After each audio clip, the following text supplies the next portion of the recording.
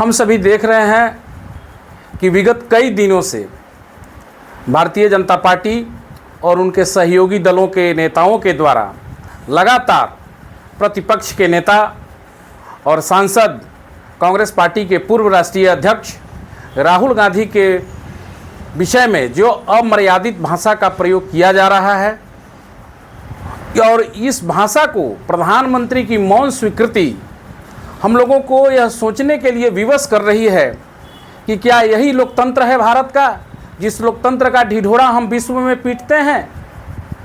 आज भारतीय जनता पार्टी के पूर्व केंद्रीय मंत्री ने हमारे नेता को आतंकवादी नंबर 1 बोला, तो दूसरे नेता ने यहाँ तक कहा कि आप अब सुधर जाइए, नहीं तो आपका वही हाल होगा जो आपके दादी और आपके पिताजी का हुआ था। तो उनके सहयोगी दल शिवसेना शिंदे गुट के एक विधायक ने कहा कि राहुल गांधी का जो जीभ काट कर लाएगा उसको मैं 11 लाख रुपए पुरस्कार के रूप में दूंगा।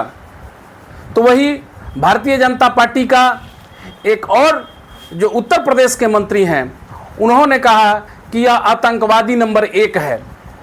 इस तरह से लगातार इन लोगों के द्वारा हमारे नेता के प्रति अनर्गल बयान दिया जा रहा है और इसकी मौन स्वीकृति गृह मंत्री के द्वारा और प्रधानमंत्री के द्वारा दिया जा रहा है।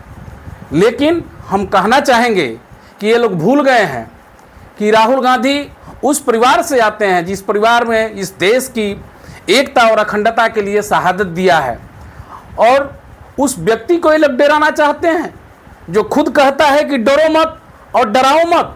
उनका तो नारा है डरो मत और डराओ मत। डरता गांधी कभी नहीं डरता है, डरते हैं गोडसे जैसे लोग। तो इन गोडसेवादियों को इस प्रेस कॉन्फ्रेंस के माध्यम से हम कांग्रेस के लोग यह बताना चाहते हैं कि आप लोग राहुल गांधी को कितना भी डराने का प्रयास करें, लेकिन राहुल गांधी मजबूती से इस देश की जनता की, अल्पसंख्यकों की, दलितों की, आदिवासियों की, पिछड़ों की, बेरोजगारों की, किसानों की मुद्दा को पार्लियामेंट में उठाते रहेंगे, सड़कों पर उठाते रहेंगे। आप कितना भी दबाने का प्रयास कीजिए, राहुल गांधी दबने वाले नहीं है। यह भारत का लोकतंत्र है और भारत की लोकतंत्र की आत्मा जनता में बसती है। और राहुल गांधी क्या कर रहे हैं कि आप उनको इतनी धमकी दे रहे हैं, क्यों आप में इतनी बौखलाहट है, हमको नहीं समझ में आ रहा है। प्रधानमंत्री जी और गृह मंत्री जी, आप लोगों को माफ़ी मांगनी चाहिए आकर के जनता के सामने।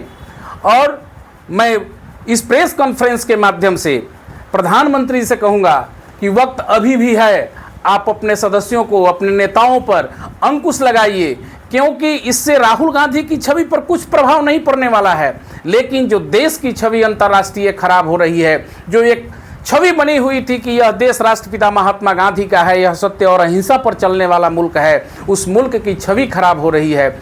भाजपा वाले लोग कहते हैं कि राहुल गांधी भारत तोड़ने की कोशिश करते हैं। जब भी विदेश की यात्रा करते हैं तो वो भारत जोड़ने नहीं बल्कि तोड़ने की राजनीति करते हैं। इसको आप किस नज़र से देखते हैं? देखिए, भारतीय जनता पार्टी को क्या कहना, भारतीय जनता पार्टी हमेशा से ही तोड़ने की राजनीति करती है, इसलिए दूसरे को भी नज़र में उसको तोड़ना ही दिखाई देता है।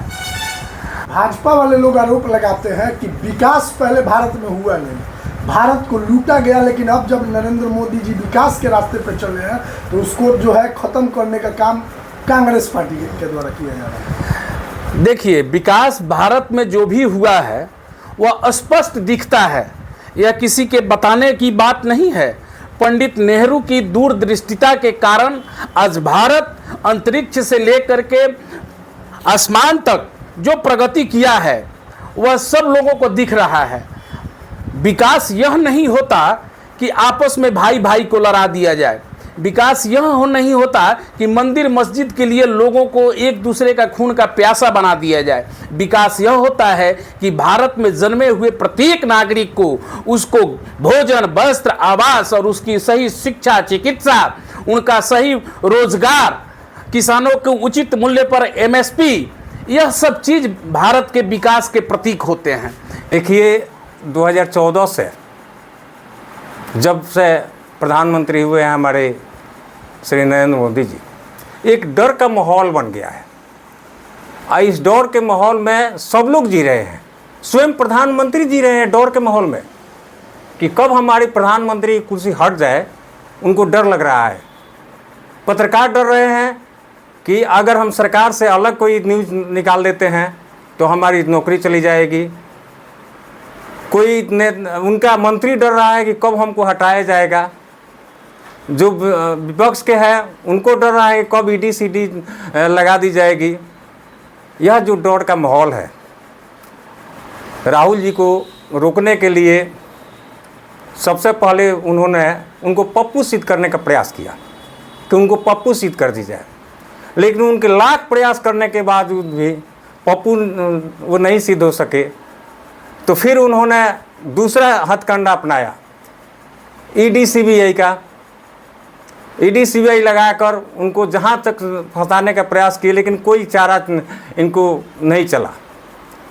अब जब कोई चारा नहीं चला है इनको डराने का, इनको धमकाने का, और देख रहे हैं कि एक निडर भावना से हमारे राहुल गांधी हमारे नेता आगे बढ़ रहे हैं, तो एक नया हथकंडा अभी अपनाई जा रही है। एक उनको आतंकवादी सिद्ध करने का प्रयास किया जा रहा है, उनकी हत्या करने की प्रयास किया जा रहा है। अभी आप सुने होंगे कि शिंदे ग्रुप का एक नेता उनके जीभ काटने पर 11 लाख रुपए का इनाम दे रहा है। बताइए कि अगर इस तरह का बात हो रहा है और हमारे प्रधानमंत्री जी चुप है, इसका मतलब क्या है? सीधी सीधी बात है कि वे इसमें स्वीकृति दे रहे हैं। कोई उनको आतंकवादी घोषित करने के फेर में है, कोई उनकी हत्या कराने के फेर में है कि हाँ आपकी दादी की जो हाल हुई वह हाल होगी। जब से ये एनडीए सरकार सत्ता में आई है तब से राहुल गांधी के प्रति इसका नफरत का भावना, विरोधियों के प्रति नफरत का भावना और दबंगों आतंकवादियों को तरजीह देना और दूसरे श्रेणी का आतंकवादी पैदा करना इस सरकार का मुख्य एजेंडा है। और नहीं तो वीरप्पन जैसे आतंकवादी को सीधा कर दिया गया। दाऊद इब्राहिम धमकी देता था तो उसको देश निकाला कर दिया गया। और ये क्या कहते हैं कि वीरप्पन जैसे लोगों को सीधा कर दिया गया। ऐसे आता अफजल गुरु को फांसी से की सुनाई गई। तो घोषणा करके धमकी देकर जीभ काटना, हत्या करना, विरोधियों को प्रताड़ित करना, संसद में निलंबन कर देना 2 घंटा में। सरकार की डरी हुई ये सोच डरी हुई सरकार का एक संदेश है और सोच है कि विरोधियों को किसी तरह सत्यानाश करो, बर्बाद करो या उसको दबा दो।